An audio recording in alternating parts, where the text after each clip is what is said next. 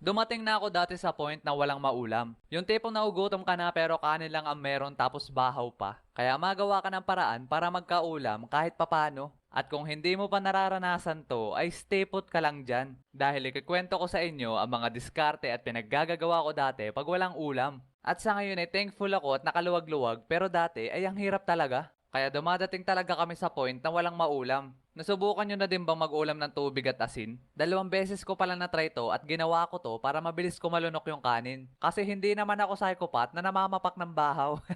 Kaya nilagyan ko ng tubig para mabilis malunok at asin para may lasa naman kahit papano. Kasi basta bahaw ay talagang di kaya ng powers kasi nakakauya at mabibilaukan ka ma friend. Nasa ng sabaw! Pero pag may kape naman kami, ayun na lang pinangsasabaw ko. Kasi mas masarap ulamin yon kaysa sa tubig at asin lalo na pag madaming asukal. Yummy! Nakapag-ulam na din ba kayo ng chichirya? Dati kasi, pag may piso ako tapos walang ulam, ay mabili ako ng chichirya. Di ko lang alam kung may nagbebenta pa rin ito ngayon, pero ang binibili ko lagi dati ay yung Serena. Kaso pag minamalas, ay makunat pa yung nabibili ko. Walang Jupre para ka nanguya